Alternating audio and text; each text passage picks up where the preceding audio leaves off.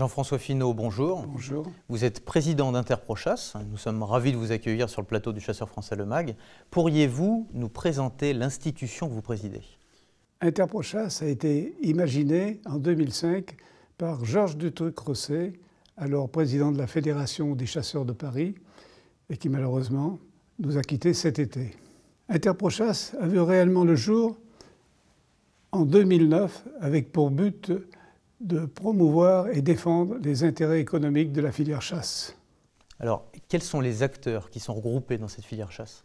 Alors, les acteurs, ils sont une bonne dizaine. Il y a les accouveurs et éleveurs de gibier, les fabricants d'aliments pour le gibier, les grossistes en viande de gibier, les fabricants d'armes et de munitions, les éleveurs et dresseurs de chiens de chasse, les chasses professionnelles, et bien sûr les chasseurs représentés par la Fédération nationale des chasseurs. Jean-François Finot, merci beaucoup pour cette explication de toutes ces professions regroupées dans Interprochasse. Et tout de suite, nous allons découvrir un sujet sur l'opération Les chasseurs ont du cœur. Le faisan est un gibier de qualité aux valeurs nutritionnelles saines. Depuis plusieurs années, dans le cadre de l'opération Les chasseurs ont du cœur, le don de dizaines de milliers de faisans a permis de confectionner plus de 100 000 repas pour les plus démunis, par l'intermédiaire de la Banque alimentaire. Donc les banques alimentaires, c'est un réseau d'associations d'aide alimentaire qui agit en France, aux Antilles et à La Réunion, et qui a pour objectif 1, de lutter contre la précarité alimentaire, et 2, d'utiliser le gaspillage alimentaire pour justement parvenir à cette mission. C'est un partenariat de cœur qui a été initié il y a plus de 7 ans maintenant par Dominique Lambert et Jean-François Finot, le président d'Interprochasse, et qui avait pour objectif d'allier le monde de la chasse et le monde de l'aide alimentaire. En discutant avec ses amis chasseurs, ils se sont dit que peut-être il y avait une opération à monter avec des oiseaux, des faisans qui étaient chassés mais qui n'étaient pas récupérés en fin de chasse. Et dans un même temps que les banques alimentaires manquaient de protéines, et donc c'était une manière de servir une jolie cause tout en pratiquant leur activité favorite, la chasse. Et justement, grâce à ces chasses, la collecte des faisans auprès des fédérations participantes est réalisée tous les ans. Ce gibier de qualité est une aubaine pour la Banque alimentaire, qui bénéficie, grâce à ses dons, d'une viande de qualité, mais pas seulement. Alors ces dons, c'est depuis 2013, 5000 faisans qui sont donnés aux banques alimentaires, donc à peu près 30 000 faisans qui nous ont été donnés donc, depuis 7 ans, l'équivalent de 120 000 repas quand même qui ont été, grâce à Interprochasse, donnés aux banques alimentaires, qui sont donnés soit en surgelé, donc en pièces unitaires d'un faisan, soit en terrine, comme c'est le cas à Bourges, ce qui permet aux bénéficiaires des associations qui viennent chez nous de découvrir le faisan, parfois de le cuisiner ou de pouvoir récupérer une terrine toute faite, ce qui est assez pratique, notamment dans les épiceries sociales.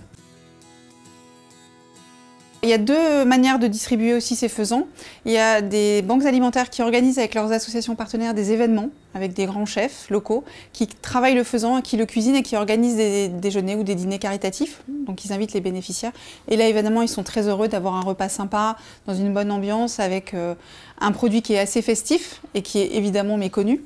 Et puis l'autre manière de distribuer, c'est comme on le fait notamment donc à Bourges, au travers de l'épicerie sociale, où là on va distribuer les faisans surgelés avec des recettes.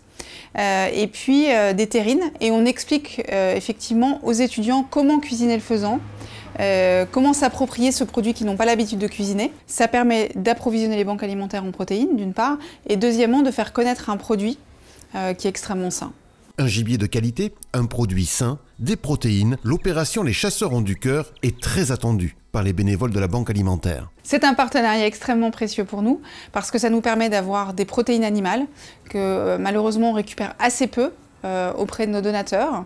Ce sont des produits qui sont à la fois festifs et nutritionnellement corrects, donc c'est doublement précieux pour les bénéficiaires de l'aide alimentaire. Et puis encore une fois, ça permet de réconcilier ou de concilier 2 mondes qui n'ont pas grand-chose à voir, à la fois les personnes précaires et le monde de la chasse. Donc voilà, c'est vraiment quelque chose auquel on tient, auquel moi je suis très attachée. Et je dirais qu'il y a une belle relation humaine qui s'est créée aussi tout au long des années, et on compte bien sur eux encore cette année.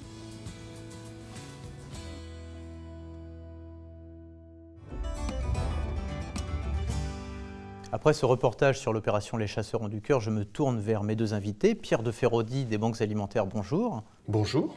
Et Julie Collinet, déléguée générale d'Interprochasse. Julie, bonjour. Bonjour.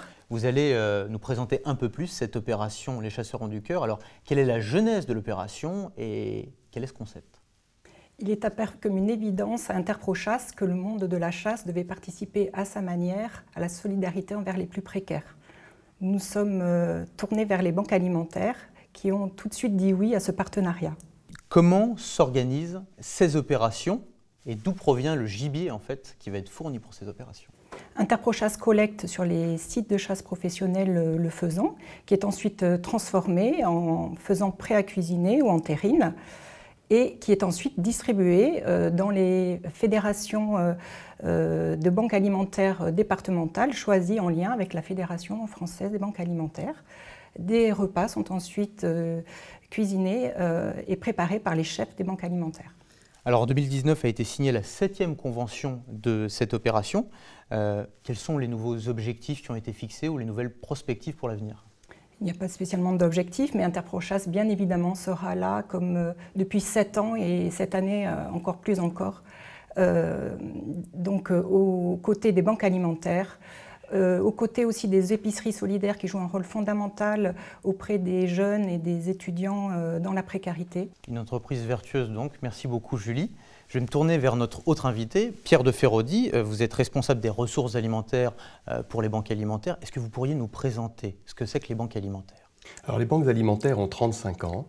Les banques alimentaires sont chargées de collecter des denrées alimentaires pour distribuer à des associations partenaires qui elles-mêmes les distribuent à des démunis.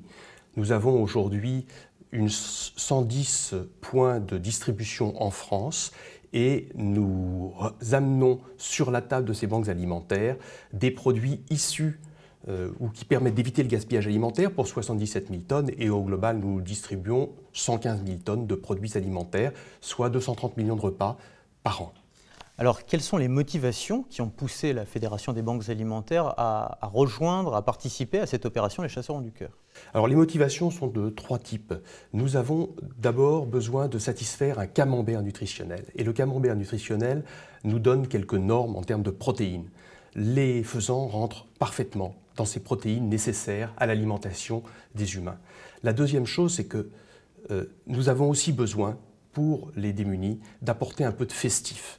Les faisans rentrent parfaitement dans ce schéma, puisqu'ils arrivent aux périodes de Noël. Et puis la troisième chose, c'est que ça nous permet de rentrer en relation, grâce aux chasseurs ont du cœur, avec les territoires, et d'être en relation avec les fédérations locales.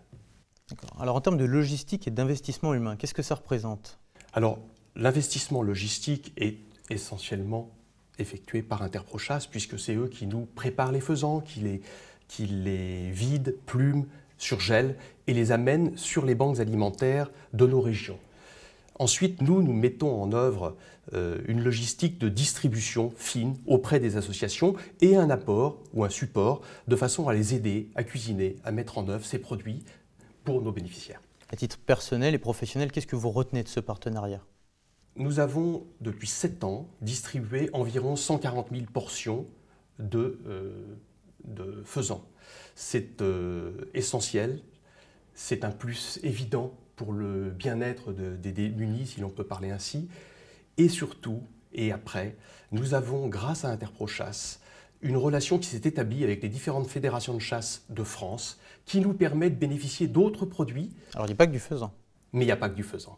Il y a aussi du sanglier qui est cuisiné par des CAT, qui est cuisiné par des chefs dans nos banques alimentaires. Et nous mettons en œuvre tout un tas de produits de la chasse qui vont être distribués dans nos 110 points de distribution. Merci beaucoup pour votre intervention et cette présentation des banques alimentaires.